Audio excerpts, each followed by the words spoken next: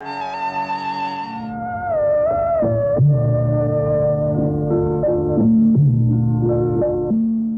Patel, before we go into the body of this long reminiscence and interview, we should establish a few of the basic facts about your life. And I will be grateful if you will tell us these in your own words, where you were born, just the basic fact, when, and so on. Well, I was born in a family which was reasonably well-to-do at the time I was born. But my father was born in very poor circumstances indeed. He and his brother were both quite intelligent people, and they trained themselves as primary school teachers. His elder brother remained in the village in Gujarat to which they belonged, but the younger brother decided to go to Bombay and try his luck there. I come from Khera district, which is essentially a farmers and agricultural district. And the people who live there are farmers. Patel is a surname, but Patidars is the community caste name. They always lived as farmers, but in the 1899, 1900, and just then there was severe famine. It is during that period that great many changes came over the whole area, and large numbers of people were compelled to migrate wherever they could find any employment. And this is the period during which I think my father must have moved out. But it did mean a big transformation over the whole area. They went to Africa, they went to Fiji, they went all to several parts of the world. But they never lost their contact with their own villages. They retained their land. They were so attached to their land that if they made money, the first amount of money they used was to buy more land if they could, or to build their homes and so on. This is one interesting feature of our community, and that is how they have prospered. Today that community is still an agri-farming community, but is now diversified, if you like to use that word, into a number of professions. There are doctors, lawyers, administrators, civil servants, businessmen, industrialists. And they still continue to live abroad, seize any opportunity to go wherever they like. Where did you live in Bombay? Do you remember? In which I lived in Bombay in several parts of the city because the movement depended upon our prosperity of the family. Yes, that's what I would like you to tell us about. I lived first in a suburb which was at that time probably not fairly far, you might say, away from the center of the city, Parel and that road, Elphinstone Road. And later in the center of the city, Sanders Road, which is even now quite an important road. It's a business road. Now it became business road. Where did you study in Bombay, Mr. Patel? I studied in Bombay in St. Xavier's High School. There again, it's also how accidents take place in life. My family physician was one Dr. Bajekar. He was Colonel Bajekar. In fact, he was a retired doctor. One year, they decided to take his son to England to train him as a doctor. He must have mentioned this to my mother, who was his patient. Send them abroad also. They could come with me. I would look after them. So my father decided that if I wanted to go, I may go. How old were you then? I must have been then 14 or something of that kind. So you went very early. No, but this is how it happened. My brother and I both were fairly good at our studies, but my elder brother decided that he would prefer to stay, not to go abroad. At that time, the university had a rule that you had to be 16 years complete before you could appear for metric. And I had reached metric at 15.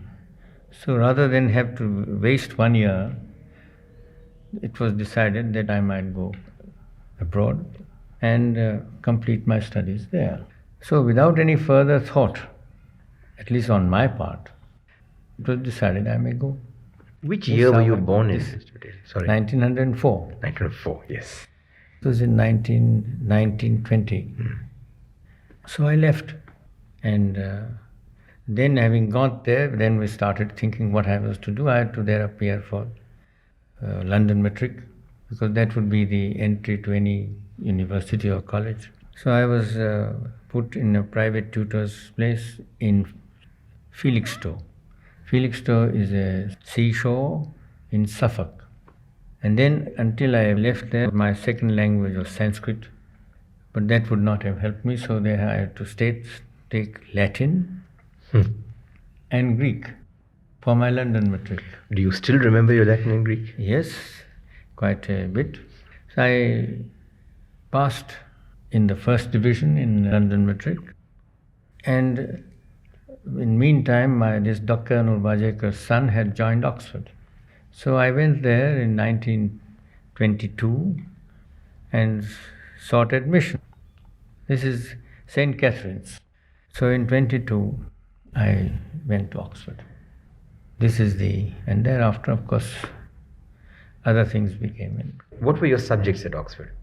The modern grades, which is philosophy, politics, and economics. So Two modern languages, Latin, French, and German. So that led almost inevitably to something. No, I like think civil somehow service. at that time the ICS was regarded as something which was the goal of anybody who thought he had some intelligence. Now, which year did you sit for the ICS examination? 26 in England. Now you had to be then 21 years of age. 21 years. 21 to be eligible to appear for the exam. 21 to 23 or 24, something like that. My good fortune, I passed at the first attempt. And in the same year, I took the Oxford exam and also a commerce degree, London BCom. One always did something in addition to the ICS because you felt that you must have something to fall back on. I did not like to take the usual keep terms at London Inns and become a barrister at law, which was easier thing to do because from Oxford you went every month whenever you had to and keep your bar terms. So 1926 I passed out, and 27 after 1 year's probation returned to India. That year's probation, since you'd already been at Oxford, where did you spend it? Also at Oxford. You went back to Oxford? Yes, I remained at Oxford. I had to take Marathi, learn Marathi there before coming to Bombay because I was attached to Bombay. The Bombay presidency, the language the ICS probationers had to study was Marathi.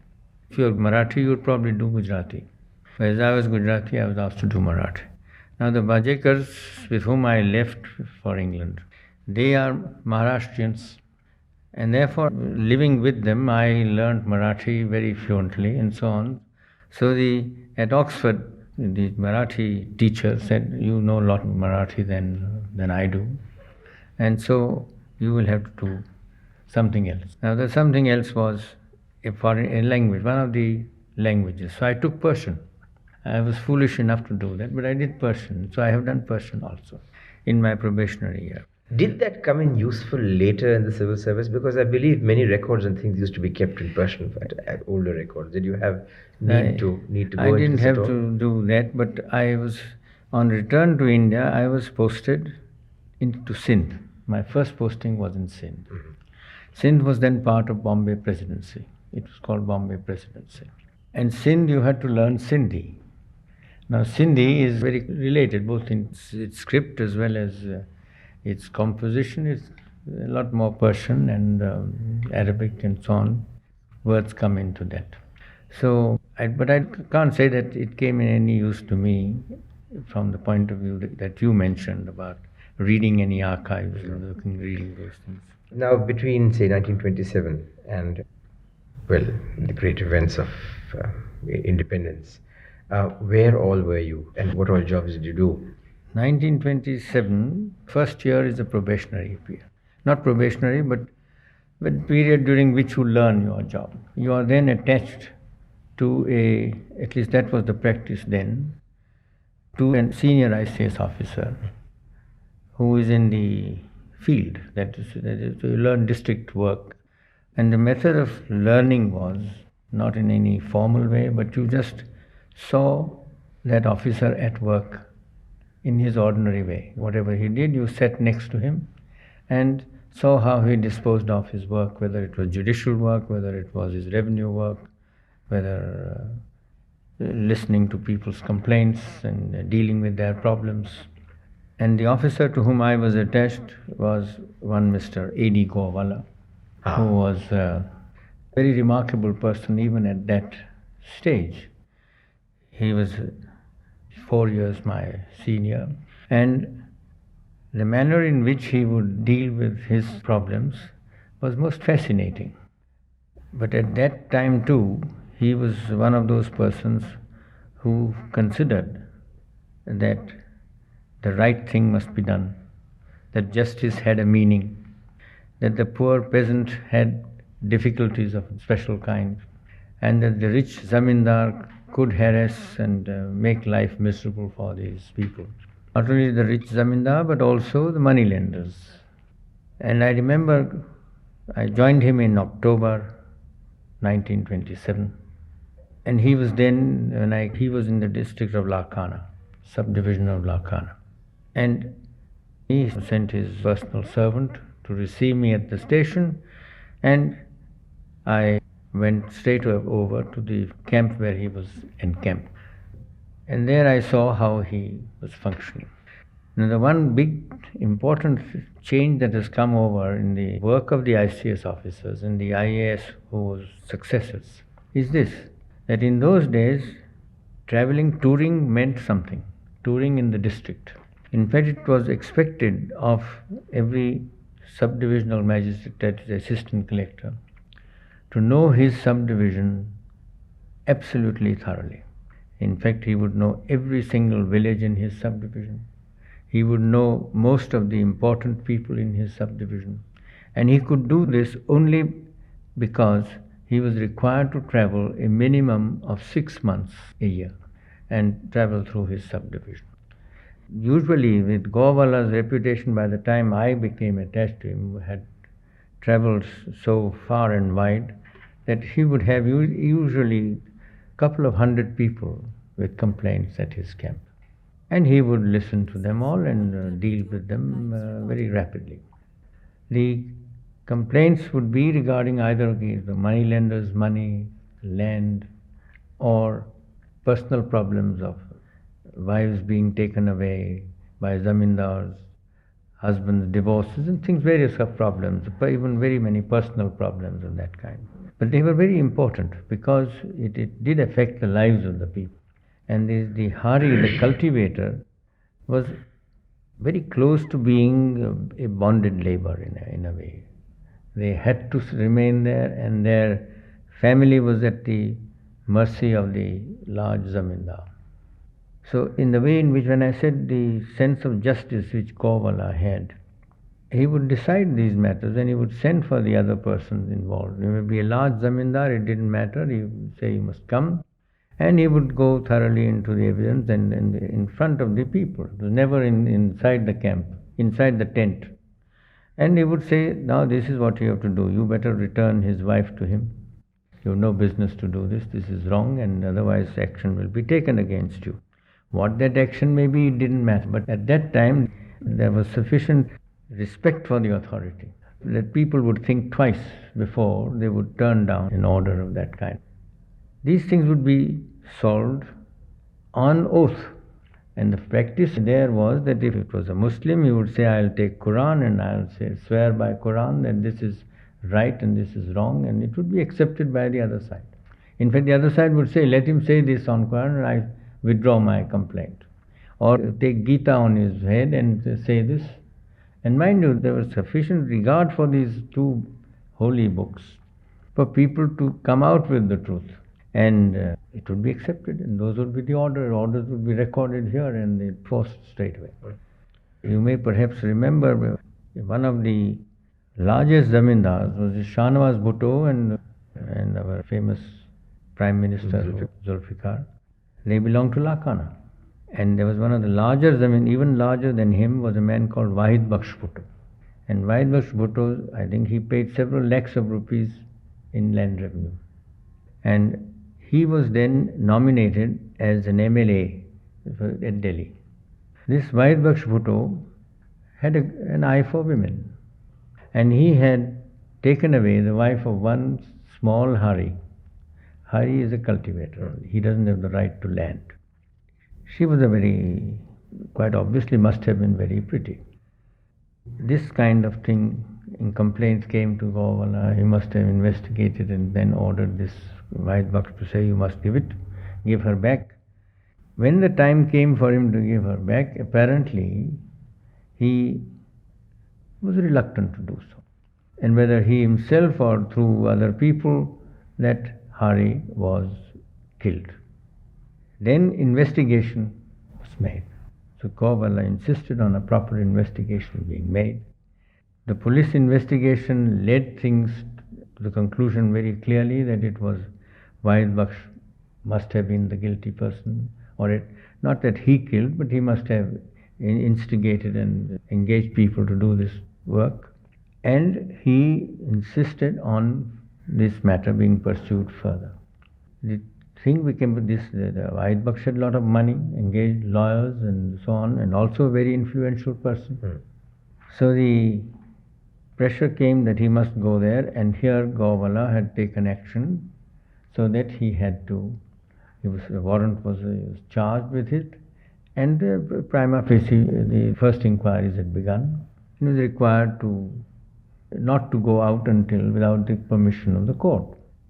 The commissioner in Sindh was a more powerful person than ordinary commissioners, revenue commissioners, because Sindh was virtually administered as a separate autonomous area almost, because it was too far from Bombay. And so the commissioner had far more powers than the ordinary revenue commissioner. And the governor of Bombay asked the commissioner in Sindh to say, you please see to it that Vahid Baksh is able to attend the assembly on such and such day. So this was conveyed to Mr. Govardhan, who said, well, I have nothing to do with it. This is judicial proceedings. I will not interfere. The commissioner in Sindh came on his ordinary tour to Larkana. There was called Govardhan and talked to him and said, look, you must remember that this is something to which the government of India attaches great importance, and you must go slow because it will be very difficult for me to back you. But I will also not interfere with you if you decide to go ahead and take whatever action you feel like taking. So of course Govardhan, being what he was, he said, I will go ahead with my action and so on. Anyhow, this is one incident of this. So the result was actually the proceedings went right up to the High Court in Sindh. He acquitted in the end, but I think it was a near thing for him to be punished. And the interesting thing also is how senior officers, the way in which they worked. The commissioner in Sindh considered it was his duty to stand by his officers. At the same time, where the position came where he felt that he would not be able to defend him, higher powers wanted to put the blame on Govardhan. But at the same time he said, I will not interfere with you. If you want to take the risk, you will take the risk. But in this matter, I will not be able to stand by you. Was the commissioner an Indian or was No, he an Englishman? Yes. Very senior. In fact, he was a very remarkable commissioner also. But this was his way of work. Next year, after October 27, 1927, I joined. And in 1928, about the same time, I was given an independent charge as assistant collector, Sakkar district. Within a few months, my first experience was there. You see, the trouble broke out in Sakkar, which turned into a communal riot. It was an ordinary clash somewhere, and then it turned into a communal riot. And it was 1929 summer. The collector who was then there was a Muslim officer from the provincial service promoted to the ICS cadre. At that level they used to be. And he had gone to Karachi on upper Sindh leave. Sakkar, Jacobabad, Lakana used to be very, very hot in the hot weather. And people were allowed to go for 15 days to either Karachi or Quetta on leave. And he was there. When this riot took place. And it so happened simultaneously with the first thing was that the Indus River, if you probably know, the Indus River flows above the surrounding land. The silt has gradually raised its bed. And therefore, the canals which take off from it have to have high bunds on both sides. And if there's a breach in that bund, it can lead to very severe floods. I was then very friendly with the executive engineer in Sakkar, a person called J.S. Malik, the brother of H.S. Malik, who was the ICS. And I used to go along with him patrolling, both in my official capacity as well as because I felt interested to see how this was being done. And at night you would go along the river bunds and so on. The rats make little holes. And the little hole, if they are not plugged right in promptly, then they become a big gaping hole and then there is no stopping. And therefore the patrolling was for the purpose of seeing that if you see anywhere the slightest leak, it must be plugged in.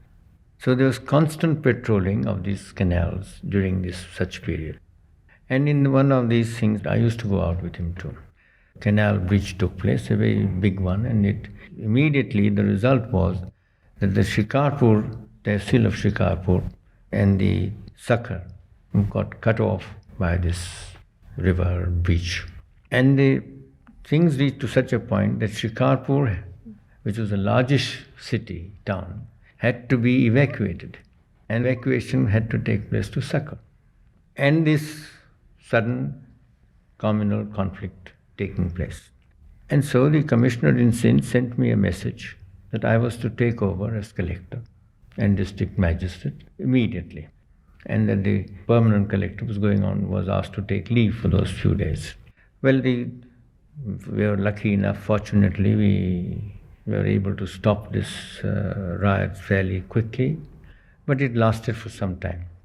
And because this district was cut off in this way, it meant that the police force was also divided. And actually at the time that the communal conflict started in Delhi, there were perhaps 50 odd policemen. And so I had to organize the patrolling in the city after stopping the actual rioting. And this I could do only by calling in the territorial army, which was really the railway officers. There was a big railway colony in Sakkar. And I called in those people. And there used to be the bridge over the Indus River was then regarded as a defense risk. So there used to be an army platoon to guard the bridge. I called them in also to help me.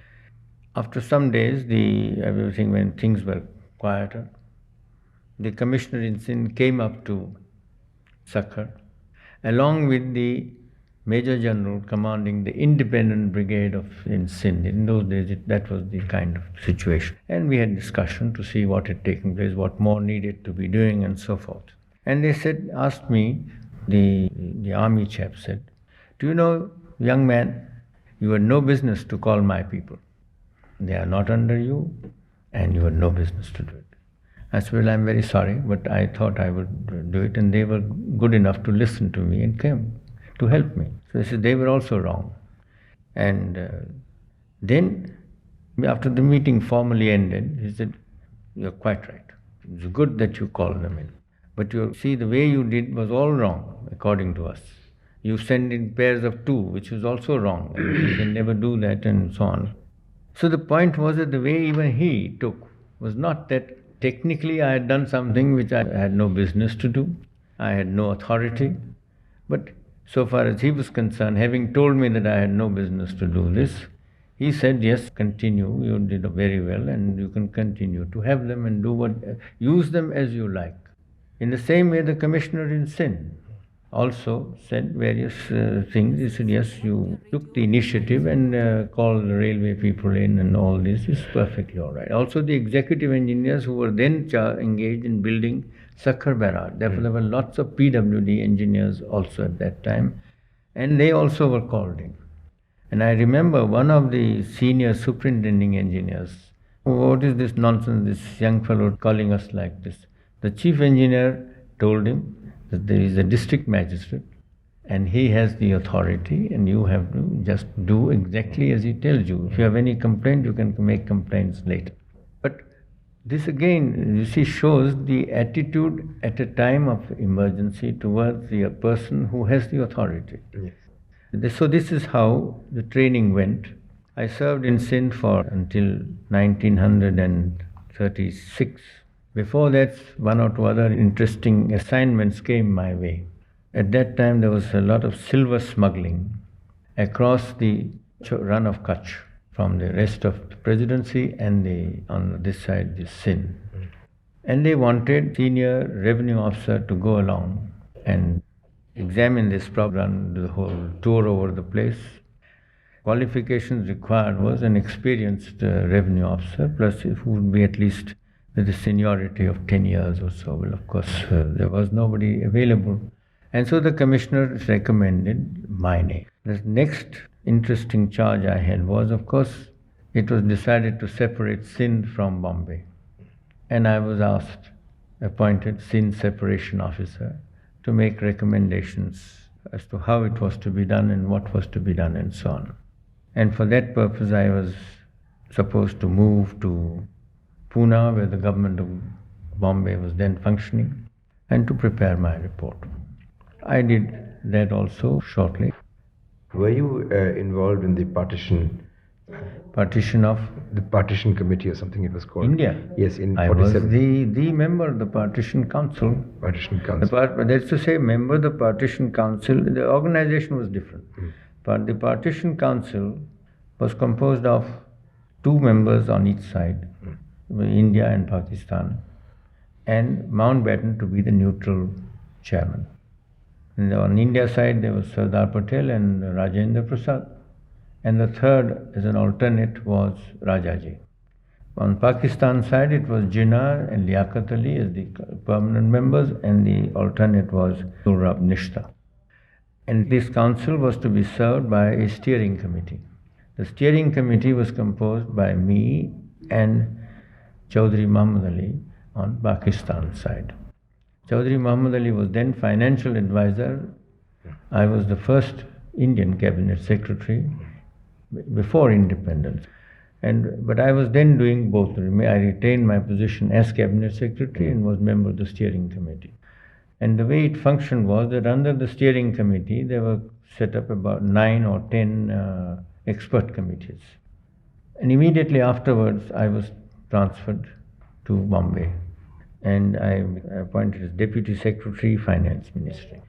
And as Deputy Secretary, Finance Ministry, again a curious coincidence, they decided that year that the finances would be separated from central government and the presidencies. That is to say, the cash accounts, everything, each presidency would look after its own cash flow and finances. Now that meant a certain training had to be given to those who would have the responsibility later on in the States. They immediately assigned me on another task, and that was Secretary of the Stock Exchange Committee in Bombay. The Stock Exchange of Bombay was then run into some difficulties, and they felt that it must be thoroughly overhauled. And so they had invited a member of the London Stock Exchange to be the chairman, a man called Morrison.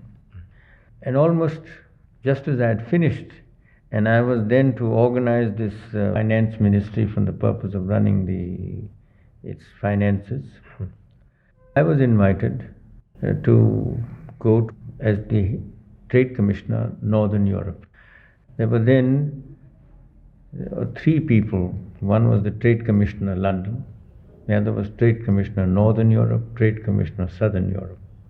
I went to London, and from London went on to Hamburg, which was the headquarters. And this was 1937? This was 1937.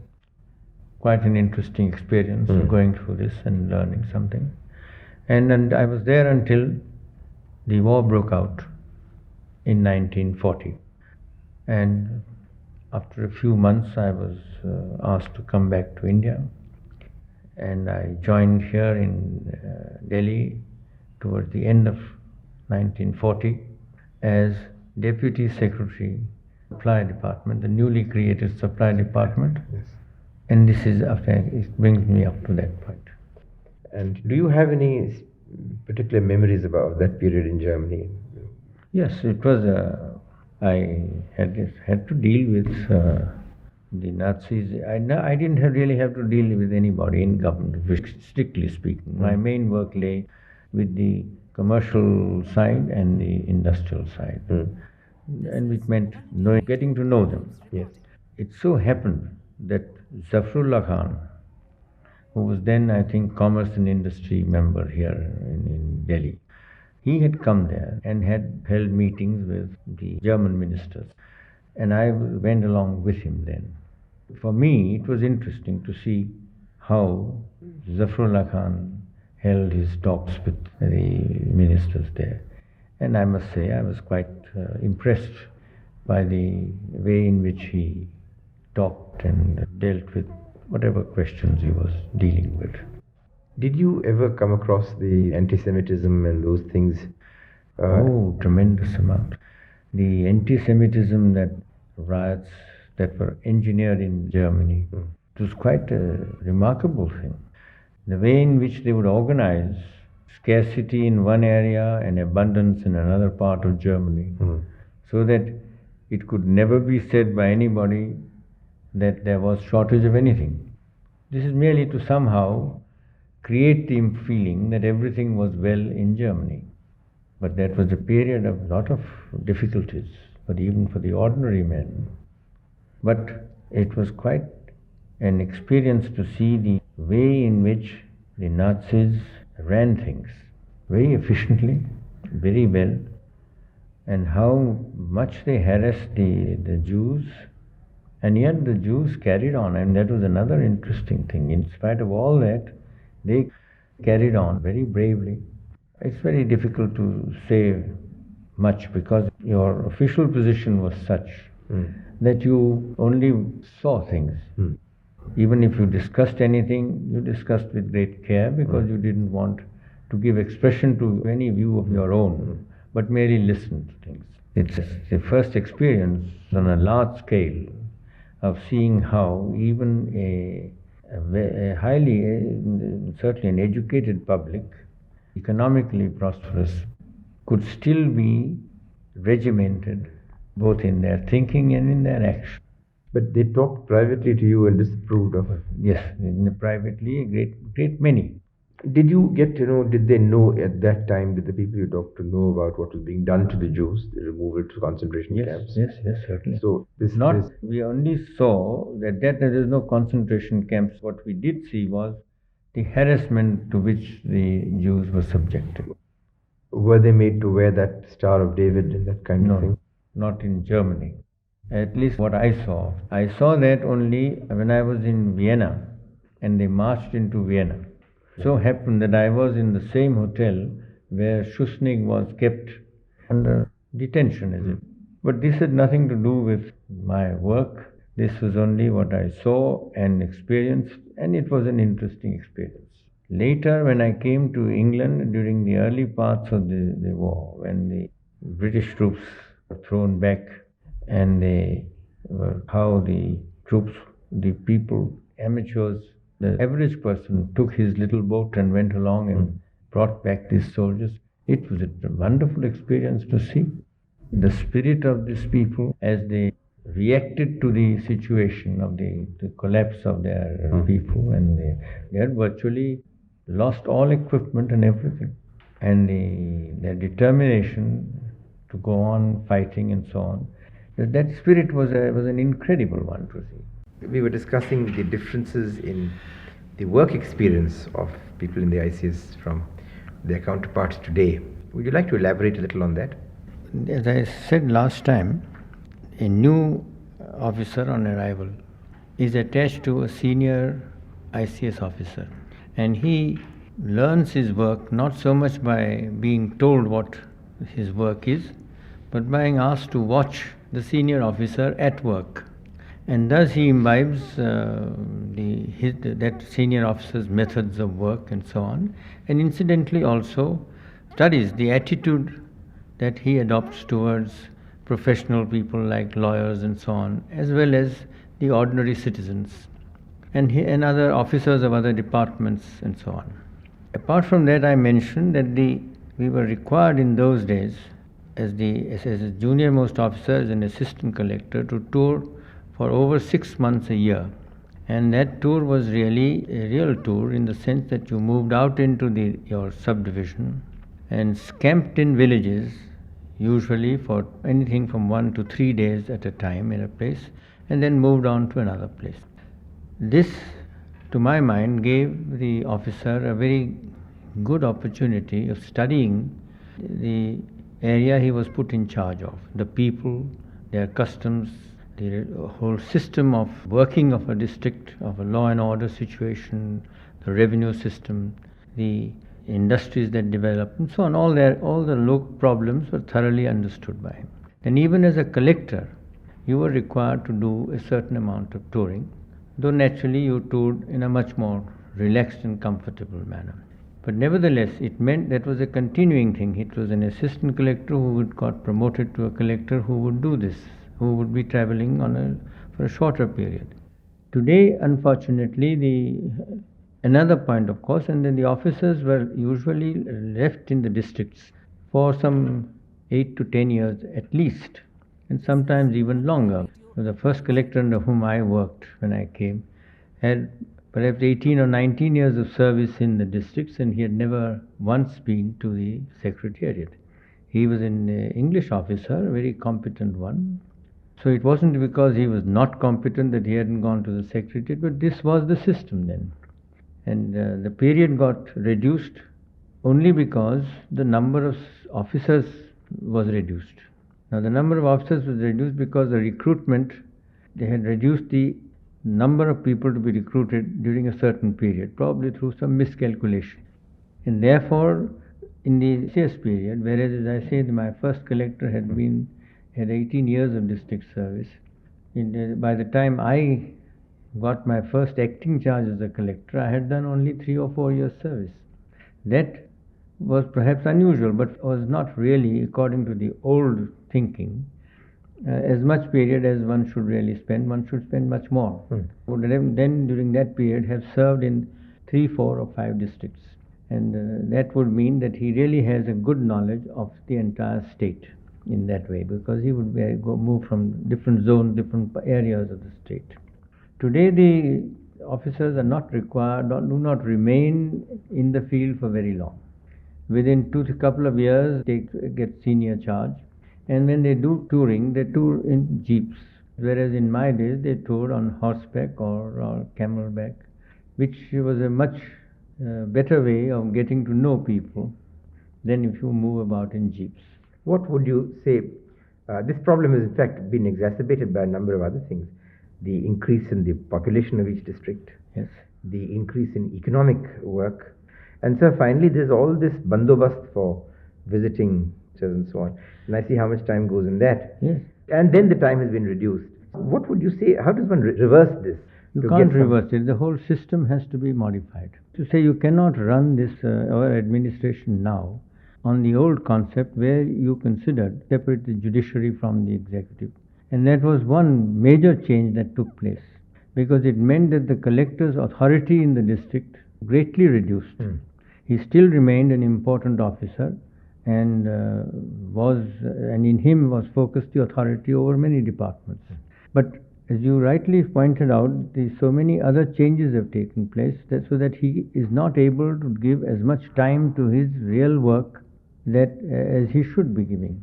Though even today, I should say, the majority of the districts are still predominantly rural, and therefore to that extent the nature of their work has not greatly changed.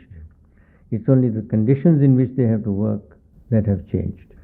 In the old days, there would be no interference with the officers, whether in the districts or at the secretariat level.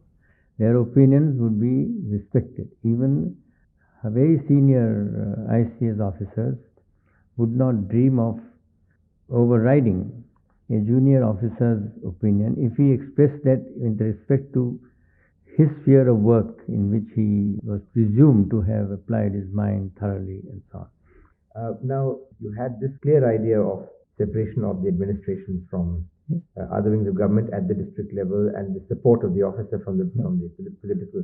Can you remember any examples where this was brought home to you? Well, as far as I was concerned, it was brought home to me at the highest level. I was at that time, at the time of independence, cabinet secretary. I was the first Indian cabinet secretary, which is generally not known perhaps now. And soon after, almost immediately after independence, after partition, when I was, in addition to my duties, put in charge of the restoring law and order in Delhi. The trouble, of course, first started in the Punjab. Although everybody had thought that trouble may start, and certain provision was made in the sense that the boundary force had been set up and all that. Nevertheless, all the anticipated developments didn't take place as they were anticipated, but they were greatly magnified. So that where we thought perhaps there may be trouble, but it would involve a few hundreds or a few thousands, it involved millions. And so soon after, for within a few weeks of independence, trouble breaking started in Delhi. And when that started, Delhi was in a peculiar position. As you know, soon after partition, the Partition Council had been set up. And the Partition Council, the steering committee was under the Partition Council was composed of Sardar Patel and Rajendra Prasad, and the alternative was Rajaji. On the Pakistan side, it was Muhammad Ali Jinnah, Liaquat Ali, and Abdul Rab Nishtar, who was the alternative, with Mountbatten as a neutral chairman, with no right to make any decisions or overrule anybody, but his was a kind of a persuasive job to see that somehow the agreement was reached. This council was served by a steering committee. On the India side, I was the representative, and on the Pakistan side, Chaudhry Muhammad Ali. Chaudhry Muhammad Ali was financial advisor to Ministry of Defence. I was at that time cabinet secretary. We set up immediately. This decision was taken. We set up a number of expert committees, about 10 of them. There are different groups of subjects were to be decided by them. Again, in expert committees, it was the same, equal number of represent Muslim officers and Indian officers. They were to sort of consider the matter and try and arrive at settlement, at agreement. If they could not, then the members of the steering committee would meet them and try to resolve their differences.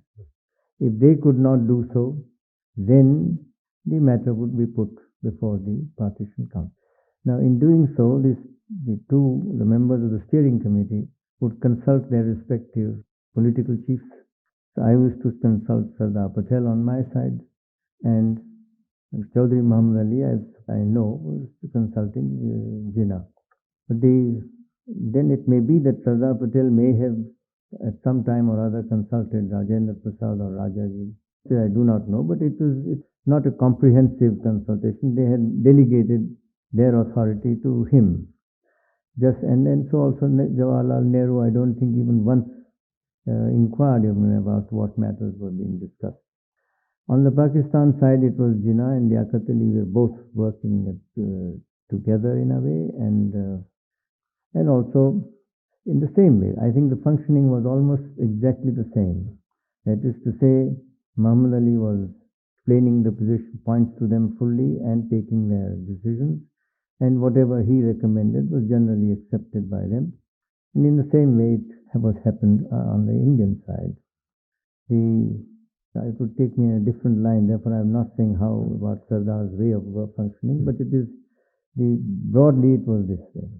When there were differences among the expert committees, quite often we succeeded in persuading them to overcome their differences, but that didn't always happen. But the final thing, as you know probably from that, because this is important, that they knew the importance of trusting their officers. And I think here it is perhaps interesting to mention Sardar's attitude. You see, all the experts whom I had named and so on, and so he invited them all to meet him. before they started their work. What he said to them was most remarkable. He said, I have no doubt you realize that you are being called upon to do work of vital importance to the country. Up to now, politicians have had a certain attitude towards you and so on. But today I am asking you to join us. Always delighted me, which is the service of the country. So I am asking you to join us in the service of the country.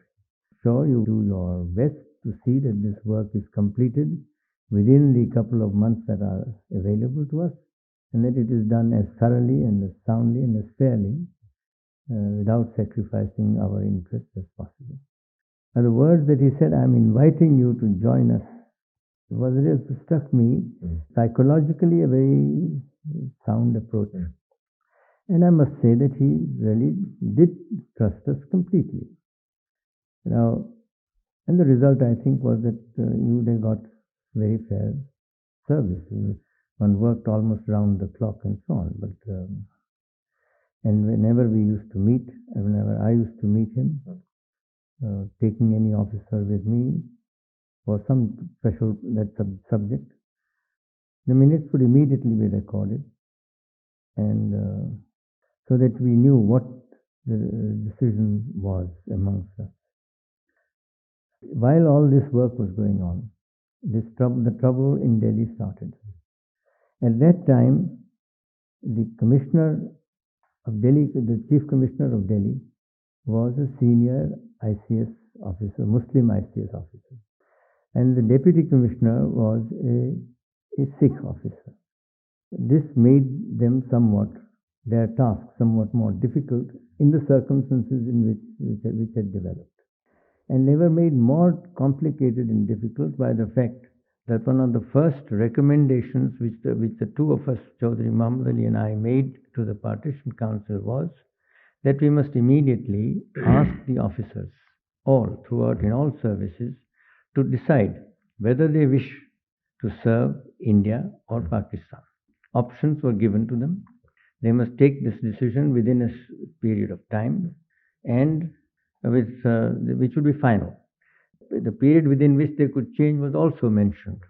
Now, in response to this, which was immediately announced, everybody made their choices. But in Delhi, the situation that it created was that the bulk of the police in Delhi were Muslim. And they all decided to choose Pakistan, most of them, or I won't say all, but an overwhelming majority. With the result that for all practical purposes, we had really a very small police force in Delhi at this critical moment, and of a type which would be functionally effective, you might say. So I, as one of the very few people in the Secretariat with a district experience still not too ancient, when I saw this happening, I said to Sardar that you don't seem to realize that very special measures are called for. So he's getting very buzzed and it will go out of hand. The Nehru, of course, his idea was when certain troubles would start, he would rush there and then come back and think that a great deal of work was done. So Sardar said, by all means, you suggest what you wish to do and let me know and we'll do it. I said that in these present extraordinary circumstances, it would be desirable if you set up an emergency committee with one cabinet minister to head it, and I am quite prepared if you want me to serve on that committee, which then at that time, as you know, the Mountbatten had been invited to come to Delhi, and it was not as if he had been handed over the powers. All that happened was he used to preside at the cabinet meeting, and the cabinet meeting was be taking place every day. Every morning, cabinet met, Mountbatten presided, and Mountbatten's military experience of organizing the matters in such a situation, he set up, for instance, a map room so that all the disturbed areas would mapped and as if the war. I mean, you proceeded here, there, and this is where trouble started. This is what has happened. Decisions would be taken on matters that came up every morning to be reported upon decisions would be taken, and action taken thereon would be reported the following morning. So every day you would meet. And as cabinet secretary, it was my business to be present in that meetings regularly. Although the minutes were being kept by both me and Mountbatten's own personal secretary. So this decision to set up a small committee, emergency committee for Delhi, was reported by Sardar next day, that I have decided to set up this committee. That was accepted. Of course, there was no question of not accepting it, but I'm incidentally explaining the functioning of the emergency committee of the cabinet for Delhi, as well as the regular emergency cabinet. And then it started functioning. And during that period, therefore, because of the situation that, as I mentioned, the voluntary workers were very necessary, and the Congress workers offered to help. Large numbers of corpses. One of the first things that had to be done was to remove the corpses from various parts of the Delhi. And the Congress volunteers said no. I telephoned Metcalfe House, where the IAS probationers were being trained. In those days, that was the administrative staff. In other words, I was given powers to select all officers, whatever area I wanted. No questions asked as to why I was doing it.